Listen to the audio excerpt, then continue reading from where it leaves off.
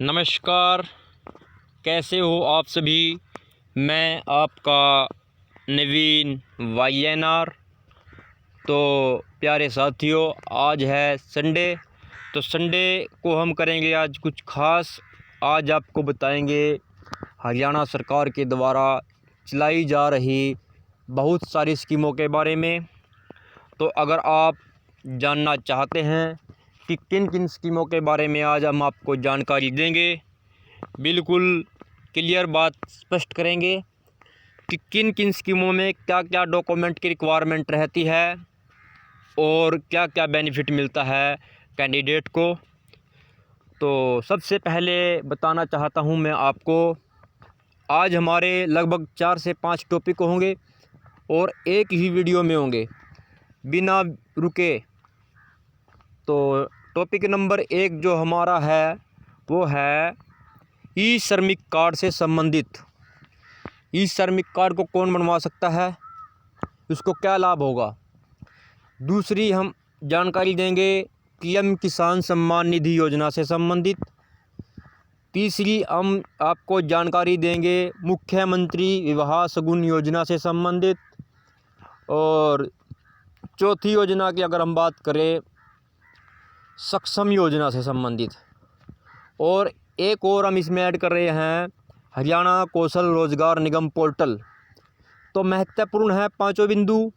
अगर आप जानना चाहते हैं तो बने रहिए हमारे साथ, वीडियो को लास्ट तक देखें। अगर आपको यह सभी जानकारी अच्छी लगे तो वीडियो को शेयर करना मत भूलें। चैनल पर पहली बार आए हों, चैनल को सब्सक्राइब ज़रूर करें। तो सबसे पहले बात करते हैं ई श्रम कार्ड की। ई श्रम कार्ड क्या है। ई श्रम कार्ड केंद्र सरकार के द्वारा एक कार्ड बनाया जा रहा है, जिसमें क्या है कि जो हमारे छोटे दुकानदार जो कहीं भी पंजीकृत नहीं थे आज से पहले, जैसे बड़े दुकानदार हैं, बड़े व्यापारी हैं, उनके पास अपना GST नंबर है, उनकी अपनी पहचान है। लेकिन जो छोटे दुकानदार हैं या कहीं रेडी वाले हैं, रिक्शा वाले हैं, या जो अपने भट्ठे पर मजदूरी करते हैं, ईंट बनाते हैं, और कहें भी जो कंप्यूटर का काम करते हैं, कंप्यूटर की स्किल है उनके पास, लेकिन उनके पास कोई ऐसा वो नहीं है कि वो कितने साल से कार्य कर रहे हैं। जो आशा वर्कर हैं, आंगनबाड़ी वर्कर हैं, और जो प्रवासी मजदूर हैं, जो ये फैक्ट्रियाँ लगी हुई हैं, इनमें जो मजदूर मशीनरी का कार्य करते हैं, जितने भी हमारे प्लम्बर हैं, फिटर हैं, ये सभी लोग इस कार्ड को बनवा सकते हैं। अब इस कार्ड की ज़रूरत क्यों पड़ी है वो बताऊंगा मैं आपको। यह टॉपिक बहुत ही महत्वपूर्ण होने वाला है आपके लिए।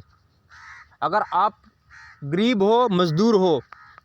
महत्वपूर्ण क्यों है, माना आप बैंक में जाते हैं लोन लेने के लिए, तो बैंक कर्मचारी, बैंक प्रबंधक आपको बोलता है कि आप किस चीज़ पर लोन लेंगे, आपके पास तो है कुछ नहीं। पूछेगा आपको क्या काम करते हैं, बोले जी मेरे पास तो दुकान है। किस चीज़ की, मैं तो वेल्डिंग का काम करता हूँ जी, घर घर जाकर। तो आपको बोलेगा कि आप अपना GST नंबर दिखाइए। लेकिन आप तो छोटे लेवल पर कार्य करते हैं ना, तो आपके पास GST नंबर कहाँ से आएगा। अगर आप GST नंबर ले लेते हैं तो फिर आपको उसका टैक्स देना पड़ेगा। तो आपका जो बैंक में लोन होना है वो कैंसिल हो जाता है। बैंक कर्मचारी कहता है कि आप तो कहीं रजिस्टर्ड ही नहीं हो।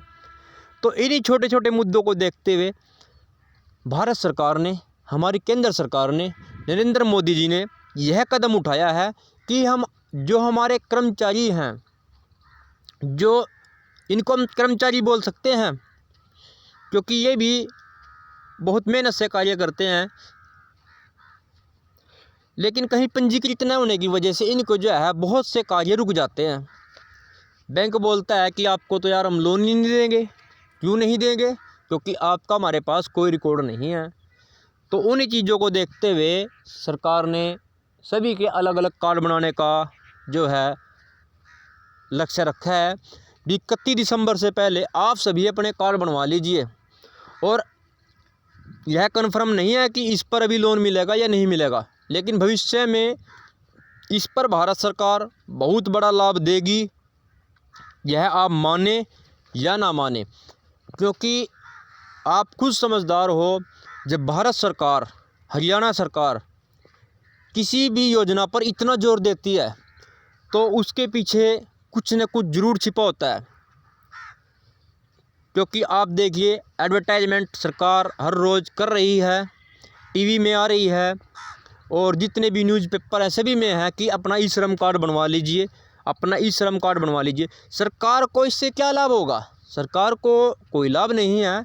सरकार की कोशिश है कि आपको लाभ मिले।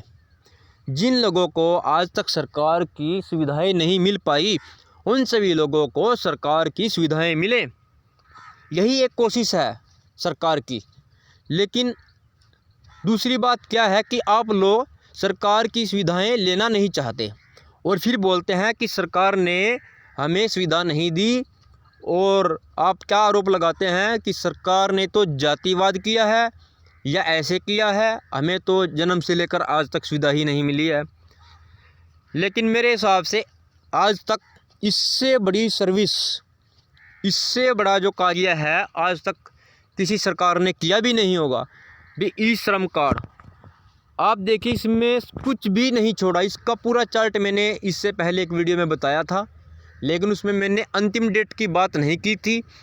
तो जिन साथियों ने अभी तक भी ई श्रमिक कार्ड नहीं बनवाया है, वो जल्दी से जल्दी अपने नज़दीकी CSC सेंटर पर जाकर अपना श्रमिक कार्ड बनवा लीजिए।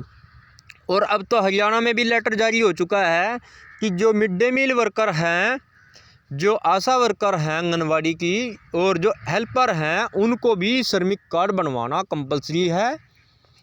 तो आप क्या सोच रहे हैं, क्यों नहीं बनवा रहे हैं? इसके बारे में तो हमें नहीं पता है, लेकिन इंतज़ार कर रहे हैं कि कोई आएगा, हमारे घर आएगा, तब हम बनवाएंगे। ऐसा नहीं होता है। आप समझदार हो, अपने डॉक्यूमेंट को उठाइए और अपने नज़दीकी CSC सेंटर पर जाइए। डॉक्यूमेंट की बात करूं, नॉर्मल 2 डॉक्यूमेंट हैं, बिल्कुल सिंपल हैं आपके पास। अगर वो नहीं भी है, अगर उनका नंबर आपके पास है, तो भी आपका कार्य चल जाएगा। आधार कार्ड और बैंक की पासबुक, आपका फ़ोन मोबाइल नंबर जो है आपके आधार से लिंक होना चाहिए। ये तो है ई श्रम के बारे में। आप अपने आसपास लोगों को जागरूक करें। जो भी अगर आशा वर्कर और आंगनबाड़ी वर्कर मेरी इस वीडियो को सुन रही हैं, तो इस सूचना को आगे भी बताएं, क्योंकि उनके पास जो है हर रोज़ लेडीज़ आती है।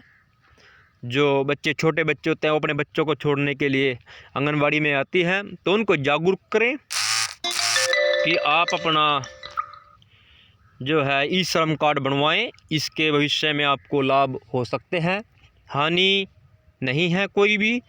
बनवा लीजिए आप। तो इसमें तो ई श्रम के बारे में तो यही था। ई श्रम के बारे में एक टॉपिक रह गया है, मनरेगा।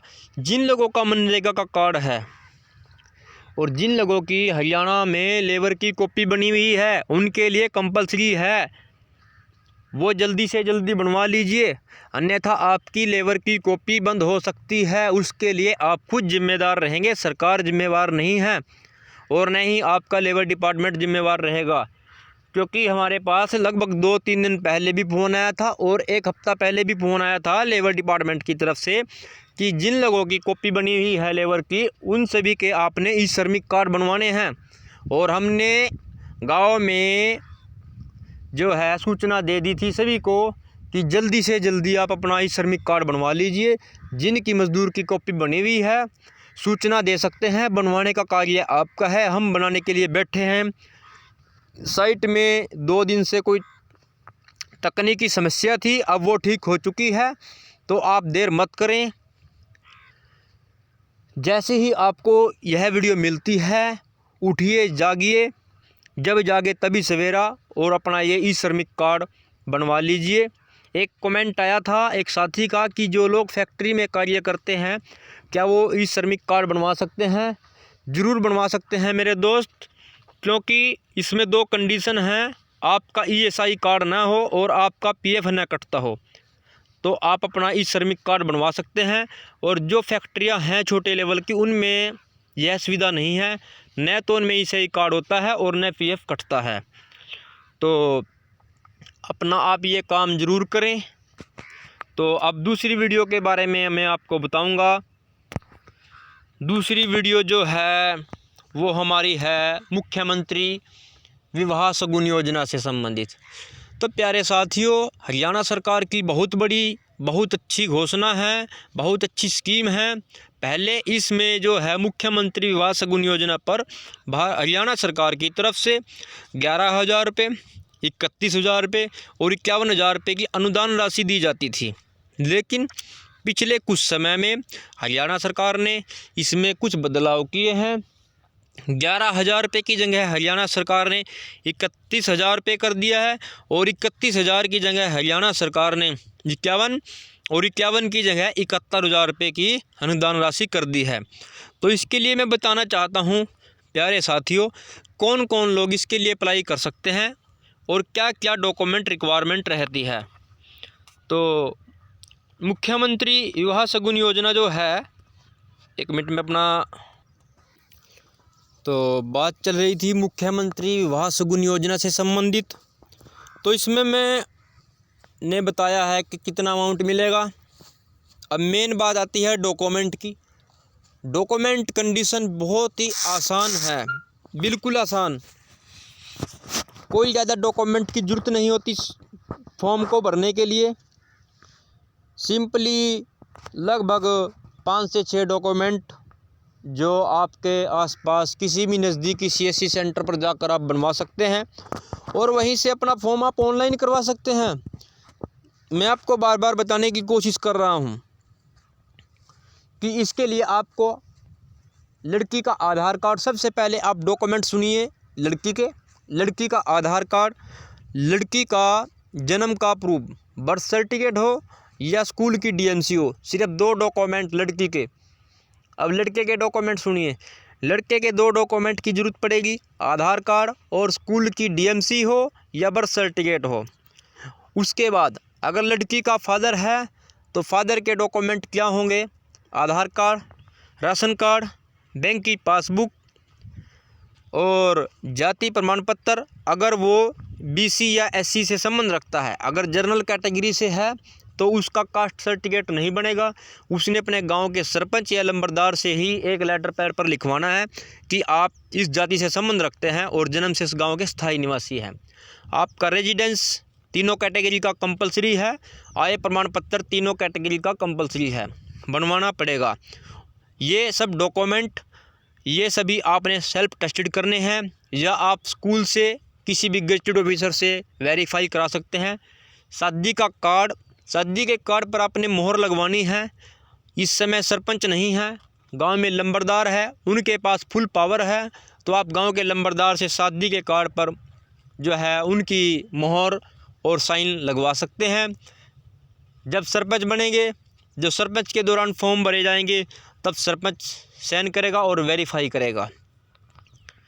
तो कब फॉर्म भर सकते हैं, शादी से 2 महीना पहले और 3 महीने बाद तक। 2 महीना पहले और 3 महीने बाद तक शादी का फॉर्म आप भर सकते हैं। ये बिल्कुल आसान, इसके डॉक्यूमेंट मैंने आपको बताए हैं, लाभ बताया है कैसे कैसे मिलेगा। राशि मैंने आपको बता दी है, राशि आप स्क्रीन पर देख सकते हैं। तो अब इससे अलग मैंने कहा था आपको कि सक्षम योजना से संबंधित, सक्षम योजना इस समय हरियाणा में एक बहुत ही चर्चित विषय है, विषय ही बोला जाएगा इसको, क्योंकि इस सक्षम योजना से हमारे जो बहुत से साथी हैं उनकी पढ़ाई का खर्च चल रहा है।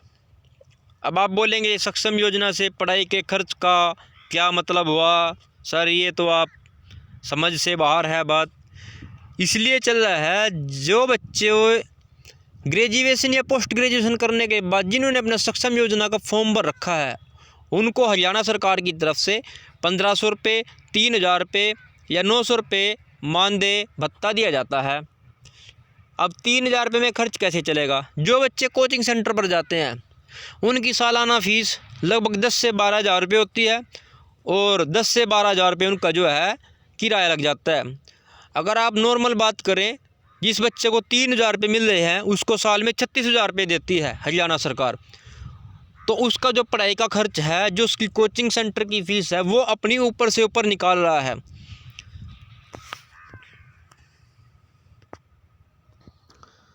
तो इनका जो पढ़ाई का खर्चा है वो अच्छे तरीके से चल जाता है। अगर इनको बीच में कोई काम दिया जाता है तो काम करके इनका थोड़ा बजट और ठीक हो जाता है। पढ़ाई इनकी सुचारू रूप से चलती है। और 2016 में यह जो स्कीम है चलाई गई थी हरियाणा सरकार के द्वारा, सक्षम योजना।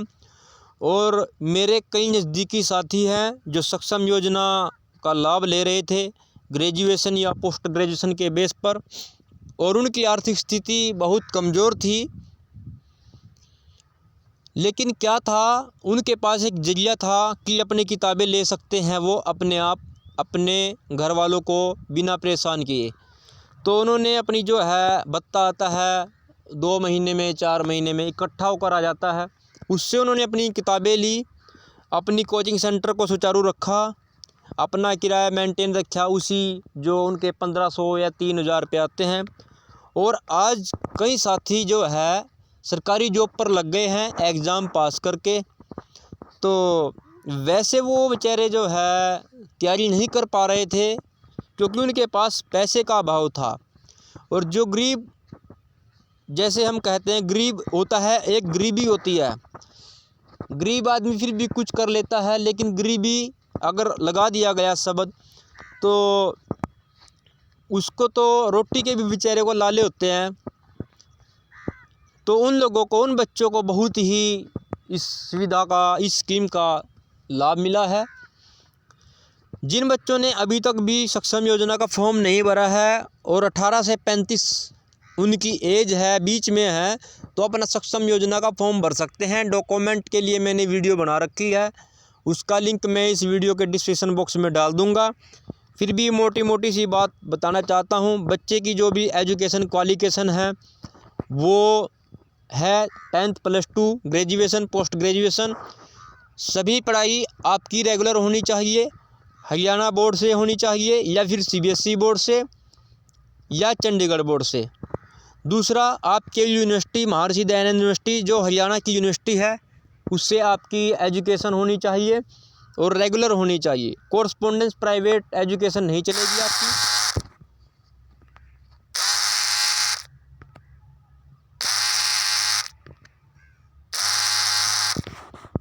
कुछ टेक्निकल फॉल्ट आने की वजह से वीडियो में समस्या आ गई है। तो एक फ़ोन आ गया था हमारे एक साथी का, लेकिन कुछ समय के बाद उसको फ़ोन करेंगे। जब तक यह वीडियो कंप्लीट होती है उसके बाद बात करेंगे। तो फ़ोन आने से थोड़ा टॉपिक बिगड़ जाता है, लाइन भूल जाते हैं कहाँ पर आए हुए थे। तो डॉक्यूमेंट की बात कर रहे थे सक्षम योजना से संबंधित। पेन को उठा लीजिए और कॉपी। सबसे पहले स्कूल की जो भी आपकी DMC है, क्वालिफिकेशन जितनी भी हैं, आधार कार्ड, राशन कार्ड, बैंक की पासबुक, आय प्रमाण पत्र, अदर इनकम पर्पज़ वाला चलेगा, एजुकेशन पर्पज़ वाला आय प्रमाण पत्र नहीं चलेगा। उसके लिए मैंने वीडियो बना रखी है, डिस्क्रिप्शन बॉक्स में उसका भी लिंक डाल दूंगा, कैसे कैसे बनेगा, कहाँ कहाँ आपने जाना पड़ेगा। तो उसके बाद जिनकी वार्षिक आय 3 लाख रुपए से कम है सिर्फ वही बच्चे फॉर्म भरें। जिनकी वार्षिक आय 3 लाख रुपए से अधिक फैमिली ID में है वो इस फॉर्म को ना भरे, उनका फॉर्म रिजेक्ट कर दिया जाएगा। अपने पैसे ख़राब मत करें। बार बार समझा चुका हूँ आपको कि जिनकी वार्षिक आय 3 लाख से कम है वही सक्षम योजना का फॉर्म भरें। फिर भी आपके कमेंट आते हैं सर फैमिली ID में इनकम कम करवा दो, कैसे होगी। अरे भाई नहीं होगी, अभी कोई इसका प्रावधान नहीं है, कोई इसका ऐसा सैल्यूशन नहीं आया है कि इससे हम कम कर सके। हमने 1-2 कैंडिडेट की कम करके देखी है लेकिन वो अभी तक आई नहीं है। लेकिन अब फैमिली ID के साइट पर ऑप्शन आ जाता है कि आप इनकम कम नहीं कर सकते हैं, अधिक कर सकते हैं। तो पहले ऑप्शन था, पहले हमने जिस बच्चे की, जिस कैंडिडेट की इनकम कम की थी उसमें हमने बैंक की पासबुक लगाई थी पिछले 3 वर्षों की, लेकिन फिर भी वो अपडेट जो है उसकी इनकम नहीं हुई। जिसने, जहाँ से उसने अपनी फैमिली ID बनवाई उसकी फैमिली ID में लगभग 4 लाख इनकम डाली गई, लेकिन वो बच्चा जो है बेरोज़गार है, उसकी कोई इनकम नहीं है, लेकिन वो अभी तक अप्रूव नहीं हुई है। ऑलरेडी दिखाता है वो जैसे प्रूव होगी उसके बारे में आपको बताएंगे कि इनकम कैसे कम हो सकती है फैमिली आईडी में। उसको आप छोड़ दीजिए, सक्षम का फॉर्म भरें। और 2 टॉपिक 3-4 टॉपिक हमारे कंप्लीट हो चुके हैं, वीडियो लंबी होती जा रही है। एक टॉपिक और चर्चित विषय इस समय हरियाणा में कौशल रोजगार निगम। कौशल रोजगार निगम पर मैं हर रोज़ आपको जानकारी देने की कोशिश कर रहा हूँ। जितनी मुझे जानकारी मिलती है, सटीक जानकारी मिलती है, वही जानकारी आपको देता हूँ। मेरी एक कोशिश कि जो बेरोज़गार हमारे साथी हैं उनको कोई रोज़गार मिले। अगर उनको 50,000 की नौकरी नहीं मिल रही है, लगभग 20,000 वाली ही मिल जाए, ताकि उनका घर का खर्च तो चल जाए, वो एक्सटेंड तो कर ले। क्योंकि कहा भी गया है कि पहले आपका बेस क्लियर होना चाहिए। अगर आपका बेस क्लियर हो जाता है एक बार, फिर आप कुछ बड़ा करने की सोच सकते हैं। पहले आप इतना करिए कि आप अपना खर्च खुद उठा सकें। आप छोटी नौकरी की तलाश ही करें जब तक आपको बड़ी नहीं मिल रही है। क्योंकि कुछ बच्चे मैंने देखा है बड़ी की तलाश करते करते छोटी भी हाथ से गंवा देते हैं। तो ऐसा ना करें। आपका जो जीवन है बहुत ही अनमोल है, और कई बार फिर ऐसी परिस्थितियाँ बन जाती हैं कि मज़दूरी तक करने के लाले पड़ जाते हैं, कि मज़दूरी भी नहीं कर सकते। क्योंकि इतना एजुकेशन, हाई क्वालिफिकेशन होने के बाद मज़दूरी करना भी मुश्किल हो जाता है।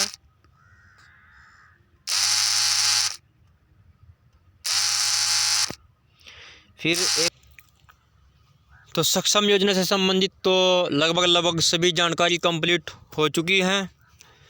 अब कौशल रोज़गार से संबंधित भी मैंने आपको बता दिया है। उसके लिए मैंने अनेकों वीडियो बना रखी है, आप चैनल पर सर्च कर सकते हैं, नवीन YNR जाकर।